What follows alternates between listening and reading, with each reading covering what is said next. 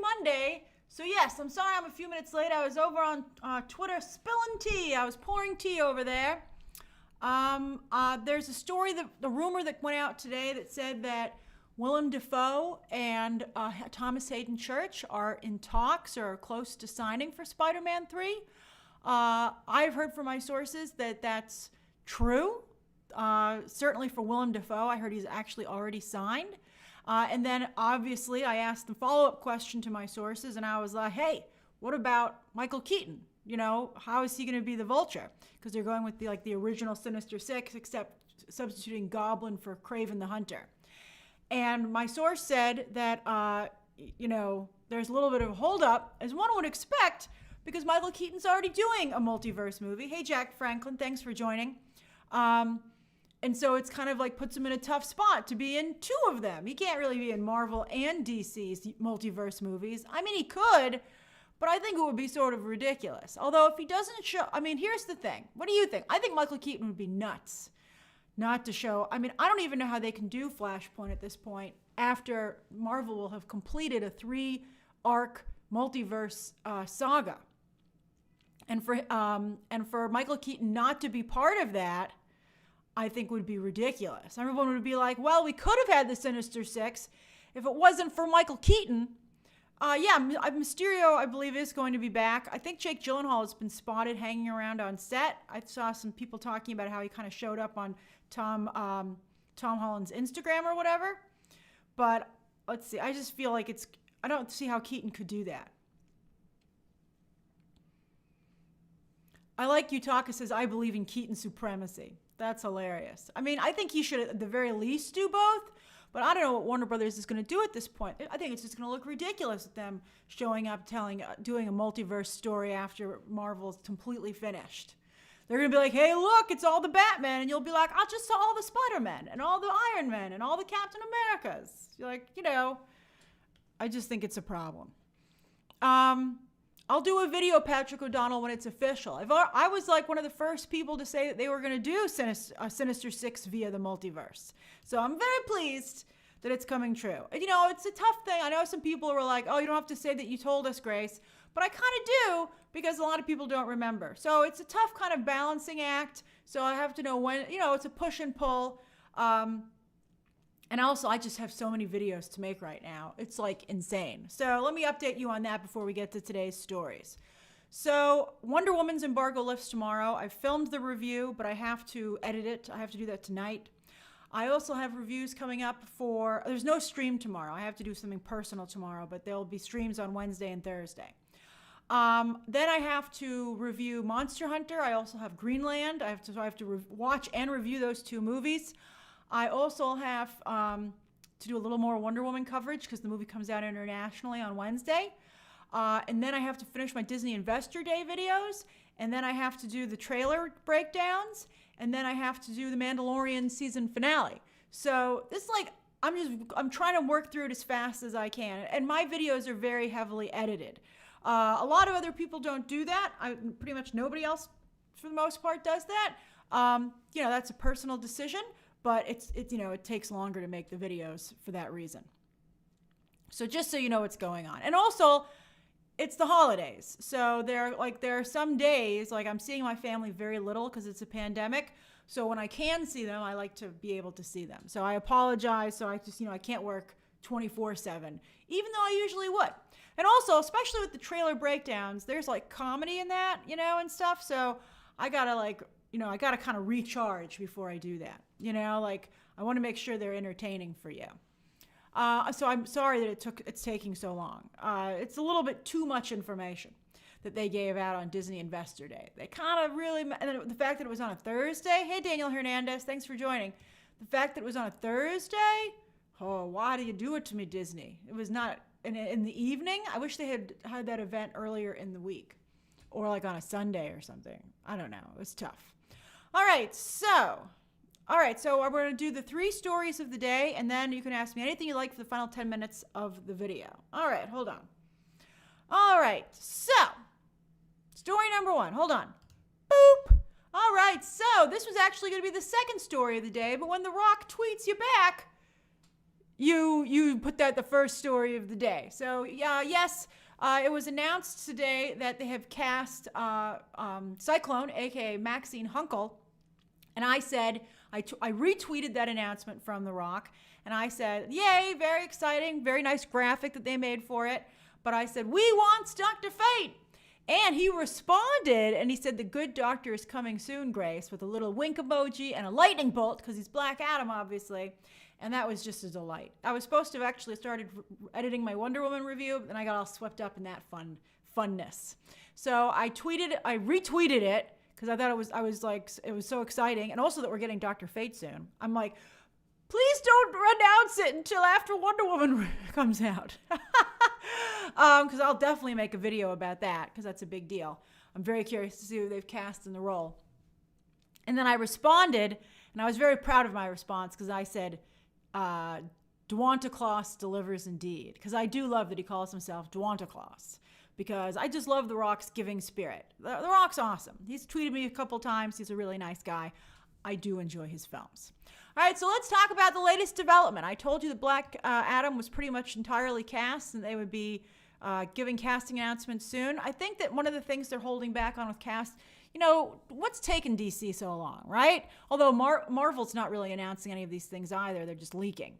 But, where's the Green Lantern casting announcements? Let's round out Black Adam. I think it's a mix of a new public relations department at Warner Brothers that I told you about, I mentioned was a problem because they're in a transition.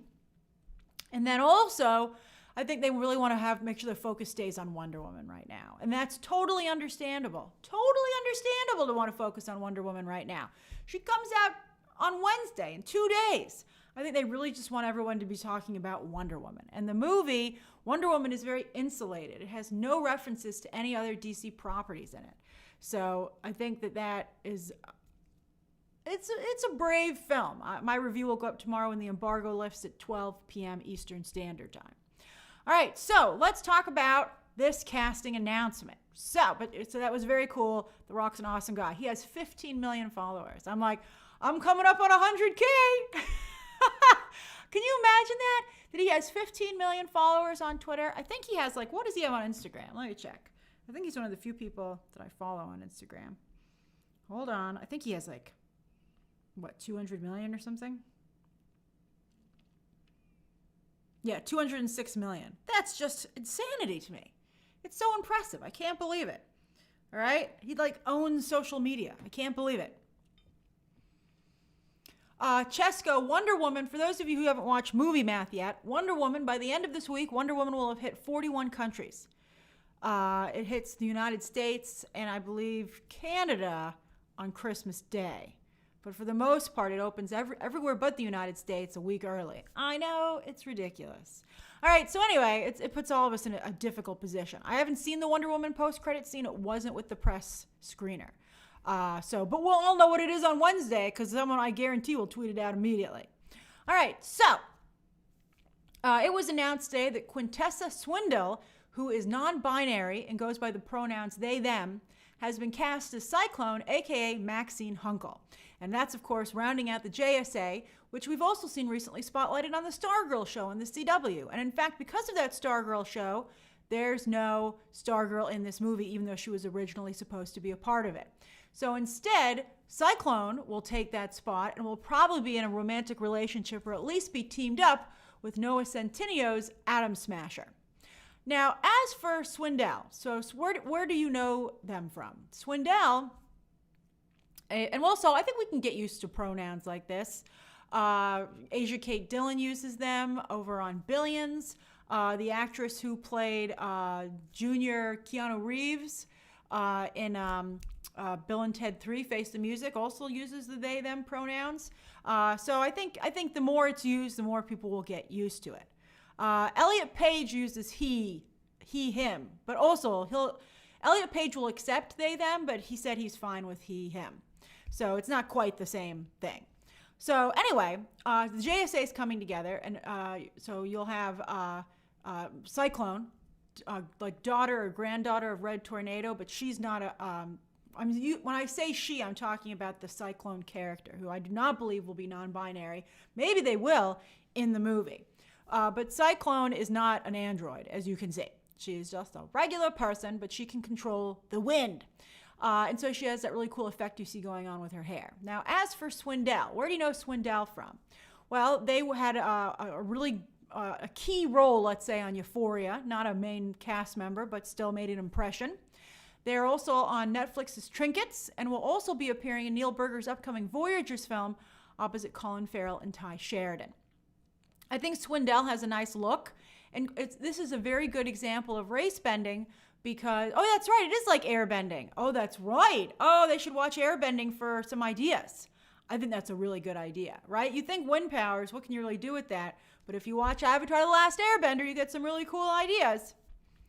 So anyway, I think Swindell has kind of like a similar look. They have, I think, really cool hair, which you can get a lot of movement with the wind, just like, the comic book character. And I also think that they kind of have like a freckled kind of, complexion that kind of also goes along with Maxine Hunkel. Now, I have to say, I can understand some people who are redheads' frustration that it does seem to always be redheaded characters that get race bended. That is an odd thing to be happening all the time in Hollywood suddenly. But I think that you have to understand the position the Black Adam movie is in. It's really trying to represent the Middle East, the Middle East and Africa and that region with this fictitious country in that zone. And I think, you really want to see that reflected in the cast. So I'm very excited about that. As I've told you before, I think the only concern that we have is that it does not look like a Fast and Furious movie.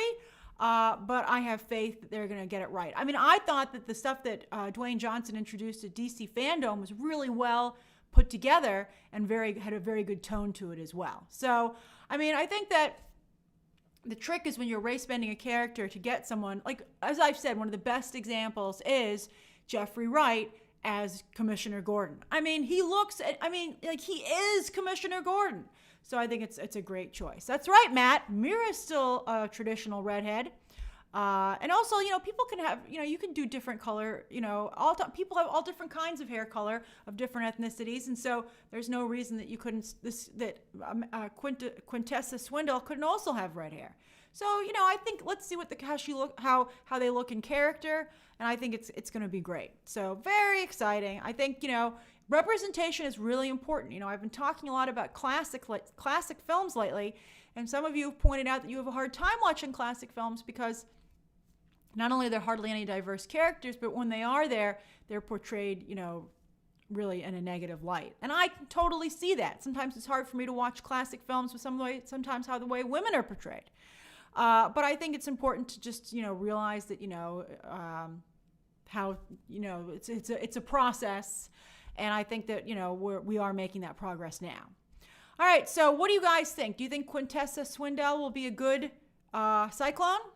I think that they will.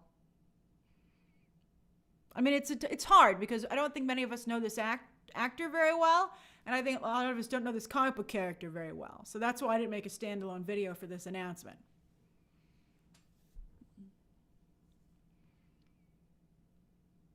Thanks, Awesome Sauce. And I agree, Matt. I think everyone should get a fair shot. All right, so that's the first story of the day. Let's get on to the second story of the day. Hold on. That way, for the rest of the day, we have two Chris's. It's a tale of two Chris's. All right, so boop. So we're on the eve of Wonder Woman 1984. It's about to come out, and this is the time that actors' representation is really trying to make deals for them. They're like, he's in the hottest movie out right now, Wonder Woman 1984. Who wants to hire Chris Pine? And Paramount said, we'll hire him back, because don't forget, of course, that he got his big break as the new Captain Kirk in their Star Trek films. So it looks like Chris Pine he's in negotiations to star in the long gestating, which means they've been working on it for a very long time, as you can see, Dungeons and Dragons. Hey, Christopher Tyra, thanks for joining. Dungeons and Dragons is being spearheaded by Jonathan Goldstein and John Francis Daly. They worked on a little bit of some of the Spider-Man scripts, and they, of course, also did Game Night most recently. And we all loved Game Night. That was a hilarious comedy, a hilarious adult comedy. I loved that movie. And so, obviously, this is going to be comedic as well. And Chris Pine is very funny. So I think this sounds like a good idea. I'm curious to see the role that he plays. Will he be the game master, right? Will he be a knight that's playing the game? Hey, Anthony Strauchs. I think there's a lot of different ways that this could work. I think Dungeons & Dragons has gotten a lot of attention lately because of Stranger Things, and that they love to play Dungeons & Dragons, and then that takes a lot of the mythology from that and has applied it to its own mythology that it's kind of built on there. So I think that it'll be interesting to see if they can make a Dungeons & Dragons movie work. And I'll be curious to see what the take is. Game night was also about board games, interestingly enough, so I think that's pretty funny. But Chris Pine, I agree with what Elliot just said. Huge underrated actor. He's such a funny guy, so talented. I wish he had a bigger role in Wonder Woman 1984, but at least he's there. He's just really funny. Great actor. And I think that I'm just so happy to see him get any opportunity. All right, so that's the second story of the day. Hold on. All right, final story of the day. Boop, baby. All right, poor Chris Pratt. He's back. So earlier today, I saw Chris Pratt trending, and I was like, why is he trending? And like anyone, I went to see what the trending category had to say about him. And, of course, Twitter now has hired someone to fill people in and be like, this is why this is trending. And they said, Chris Pratt is trending because he had a nice birthday tribute to his wife, Katherine Schwarzenegger. And I was like, no way that's why he's trending. I mean, that's not going to happen. So I almost made, I'm trying to be very even-handed here because I know some of you really support Chris Pratt and his decisions that he's made. So I'm just reporting what's going on. So anyway, I was like, there's no way that's what it is. So I clicked on the story, and it was a lot of people kind of like making fun of the fact that Star-Lord has just been confirmed as bisexual. Sorry, my heat's going on. Has confirmed as bisexual in Marvel Comics, and people are kind of like laughing, like, what's that going to do for Chris Pratt? Because is he going to be willing to play a bisexual character? So, all right. So this is kind of like really a non-issue, to be honest with you, because I don't think this is going to really go anywhere with the character in the comics either. But let me just explain it to you. To me, what's the most amusing is that everyone continues to protect Chris Pratt. The other Avengers, now Twitter. I mean, why couldn't Twitter be honest about why it was trending? I mean, I just think that Twitter should have just said, Star-Lord in the comics is introduced as bisexual and fans are wondering how Chris Pratt will react. I mean, it would be pretty bad for Chris Pratt, but that's what was happening. Twitter can't editorialize like that. So anyway, all right, so what's going on? Well, in the comics, in the latest issue of Guardians of the Galaxy, Star-Lord got stuck for 150 years in a strange land. You know the drill. It happens in comics all the time. I can't tell you how many times Superman, for instance, got stuck with Wonder Woman, and I also think with Batman. Wonder Woman's gotten stuck with basically everybody in a time loop, and they've been like, should we sleep together? And every time, I'll tell you, they say no. But that's not what Star-Lord said. Star-Lord was like, hey man, I'm stuck here. He said he held out for a decade because he still was in love with Gamora, but he was like, I'm not going anywhere. So he decided to hook up with the alien couple that was stuck with him there, and so they had a threesome. For like what? I don't know, like I guess they said what, it took 12 years? So 150 minus 12, and that's how long he was with this couple. So, I mean, I don't know, is he actually bisexual, or is this a situation of like what happens in the time loop stays in the time loop? I don't really think it was made very clear, and I feel like they kind of cheated a little bit, and that they said that most of his interactions were with the female member of the couple. So they didn't, I don't think they truly made him bisexual. And from what I could see, I don't read the Guardians of the Galaxy comic, but this is what I was able to peruse when I was trying to look into the story. So Chris Pratt, his church, many people feel that the church has a history of being not open to different types of sexuality. Chris Pratt has said that it's not true, and he says that his church welcomes everyone, but a lot of people disagree with that. And, I think that it's not, I feel like I understand that Chris Pratt, it's difficult. He's in a difficult situation, and I think that's for sure, but he can't let it continue as is. It's like when people were making fun of my TV stand, and I talked about how James Bond also keeps his TV on the floor. I think the worst thing that you can do in a situation like this is just stay out of it. I think that, if anything, join in the fun, quite frankly. And in this case, I think he should say something awesome about Star-Lord having a good time where he is. I think that's what he should do. He doesn't even have to bring up his church. I just think that, just that's what I just think that he should do. So I don't know. It's a difficult situation. I don't think that the Star-Lord thing is going to really go anywhere, to be honest with you. I think, again, it was just probably in that one issue. And I don't think it'll ever show up probably in in the movies. I also think the question is, would Chris Pratt as an actor be willing to flirt with another actor? I think definitely I could see Chris Pratt doing that. Would he be able to do a same-sex kiss? I don't know, based on how Chris Pratt has reacted in the past, if he would. But he's an actor. So I think it's, we just don't know. But to me, again, the real focus of the story is that Twitter totally lied about why he was trending. And I thought that was really ridiculous. I thought it was so funny. I was like, that's not why he's trending. All right, so those are the 3 stories of the day. Let me switch the thing. All right, 6:57. I can talk until 7:07. I sometimes go a little bit long, but I got to work on this Wonder Woman review, so I can't go any longer today. So we'll go till 7:07. You can ask me anything that you'd like, but I don't necessarily have to answer it. That's funny, Maruna. Chris Pratt, please kiss Chris Hemsworth. That's pretty funny. Chico, I'm thinking macaroni and cheese. I'm watching Monster Hunter this evening, so I'm thinking some macaroni and cheese.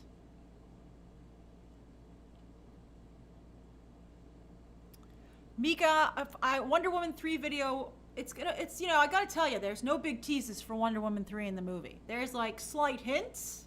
Let's see what the end credit scene is. I'm not gonna tweet about it because I'm not 100% sure, but what I've heard about the end credit sequence is it's more like a cute thing than a tease for what's coming next. So I kind of have an idea of what it might be, to be honest with you. So we'll see what it is. It's just a guess what I think it might be. But it's, by Evil Chris. That's funny. But there's not a lot of stuff about Wonder Woman 3 that you can take from the movie. Jason says, why are people hating on John Watts directing Fantastic Four? I hated on it too a little bit. I just think he's not a particularly interesting choice. I think that's the problem. Elizabeth Johnson says, Grace, what's your favorite holiday cookie? Well, this year it's a little sad because I can't go over to my family's house too much to enjoy the cookie making, so I'm missing out on a lot of it. But I really like thumbprint cookies, thumbprint. They're basically the same cookie, but a thumbprint cookie has frosting in the middle of it, sugar icing, and nuts on the outside. And then I also like Russian tea cakes, which are like a little nutty ball, and they have powdered sugar on the outside. Those are my favorite holiday cookies. Ashley. Oh, hey, Ashley. Were you the one who was on, I don't see the same picture, but I think, Ashley, were you the one talking about with me with, what do you call it?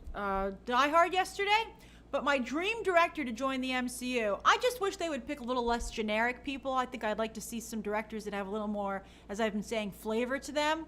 I think I would prefer that.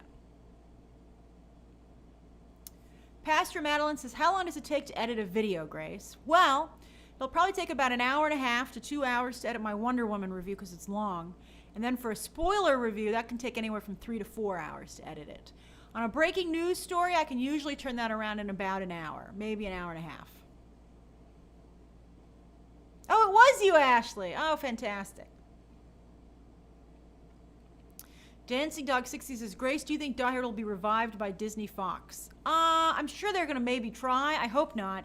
They just haven't been able to do anything good with that franchise. I think it's hard to make it as good as the first one. Rainbow Nomad, I have bought the Strange Academy comic, but I just never read it. So it's just to me an X-Men ripoff. I don't think I'm going to have time to do a Tenet spoiler review, Portis 2. Let's see. But, I just have so much going on. Jules, I could get an editor, but, I feel like, I want to make sure that I would pay someone for their work, and it would need to be like a reasonable salary. And I used to have an editor, but I'll tell you, the 2 problems with having an editor. 1, I have to go over all their work anyway, so I might as well edit it myself. And 2, since it's not their video, they don't care about it as much as I do. So they don't go and sit there and make all the little things that I put in there to make sure it looks just perfect for you. And, only I am going to make that effort. Let's see here. I do want final edit, Michael. Madeline says, is the Batman rated R? I believe it is, but I don't know for sure. Chico says, will you separate the Pixar and Disney animation breakdowns? I'm going to try. I would like to, but I just, as you can see, I mean, the longer it takes from the event, the less worth it is my doing. Let's see here. Mika says, thoughts on Jamie Alexander returning for Thor 4?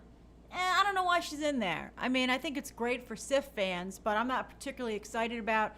I don't think she ever really shined in the role, and I think that movie's already too crowded.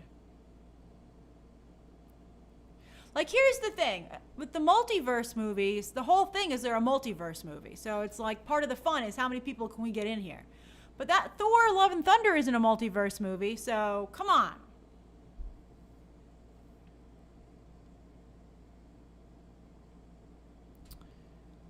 Let's see here. Damani, I'm definitely going to do a spoiler review for Wonder Woman. 100%. Grace Murray. Hello, fellow Grace. I think I will be doing a top movies of the year. But I'm not going to do a viewer vote because there were like no movies this year. Maybe I will. I got to think about it. Maybe I will. But I don't have it. I don't know what, I mean, and also the other problem with the view of the best movies of the year is that since they moved the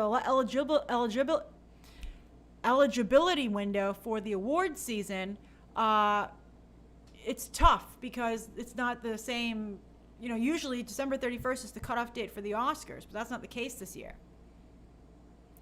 Poet of the City says, have you baked any cookies lately? I baked some chocolate chip cookies about, I'd say 2 or 3, at Thanksgiving weekend, but I put them in the freezer, as I've told you, and I'm still working my way through them because you shouldn't eat too many cookies. Scottish Boy says, is all your Christmas shopping done? Yes, but the mail is killing me. The mail is so slow this year. It's nuts.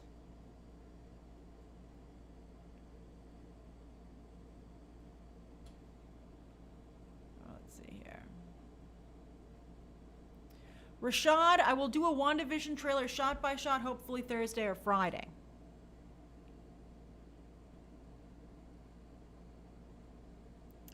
Jake M says, least favorite streaming service. I guess Peacock? I was only on there once to watch one Saved by the Bell, and then I just haven't been back on there. I really love HBO Max. I spend a lot of time on there. I think it's a great service.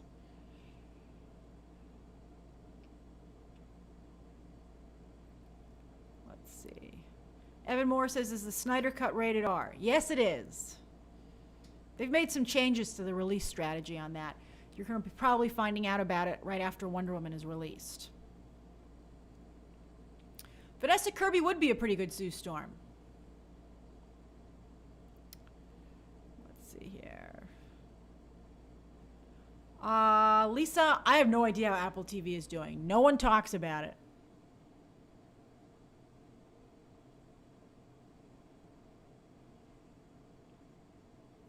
Oh, Rashad, best TV shows of 2020. Let me put that on my list of things to do. Hold on.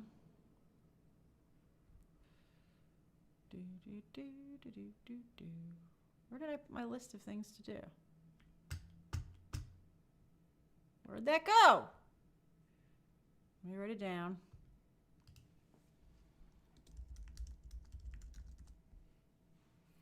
Okay, let's see here. Portis 2 says, will HBO Max ever go international? I'm sure it will go international. I think there are just so many deals in place for these companies that have been around for decades that it's hard for them to be able to just launch something. Who asked me that? Jeff says, do you think the Peacock numbers will increase once they have The Office? I don't know. I mean, who wants to watch are any of you willing to watch The Office enough that you'll subscribe to another streaming service?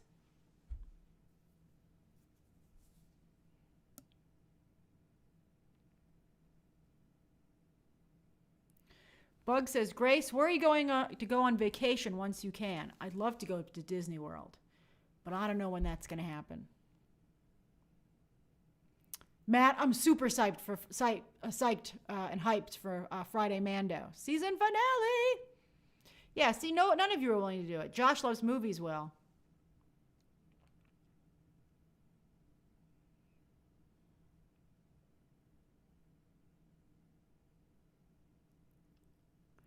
Chico says, can you wrap your own gift? No, I'm still going to be able to go over to my family's house for Christmas.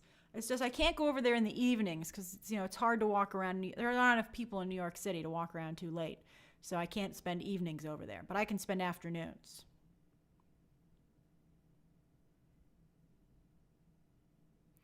Lloyd Lester says, Grace, what are your thoughts on Hulu officially canceling Hellstrom after one season? I'm not at all surprised. I mean, I don't know why they made something that was like, hey, Brad's so sketchy. I'm not sure why they would make a show that had so little to do with comic books. That's right, Danny K. Steven Soderbergh is producing the Oscars in April, which is great. I think he's a great choice. Isaac, I don't think I'm going to review The Flight Attendant. I mean, I don't think there's enough interest, and as you can see, I just don't have the time.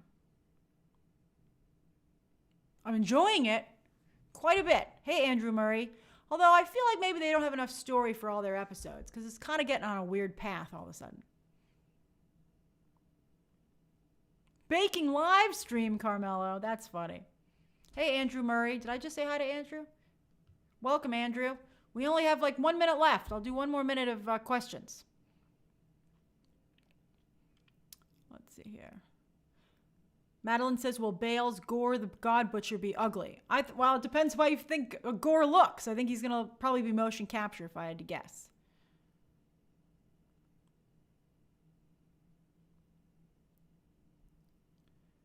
Let's see here. Christo, I'll try to watch The Sound of Metal. I just really do not have time. I have to do my frickin' taxes. Every year, I'm like, I should work on it during the year. Without fail, I leave it till the end of the year.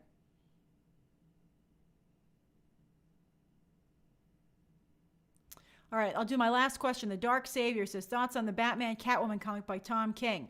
I love Clayman's artwork, and I'm a sucker for their romance, Catwoman and Batman. So I'll read it, even though I think it reads like erotic fan fiction. All right, everybody, thank you so much for joining me. There will not be a stream tomorrow, but there will be a stream on Wednesday and Thursday. I hope you're all having a lovely holiday season, and videos coming. And don't forget, tomorrow at 12 noon, we've got the Wonder Woman embargo lifting.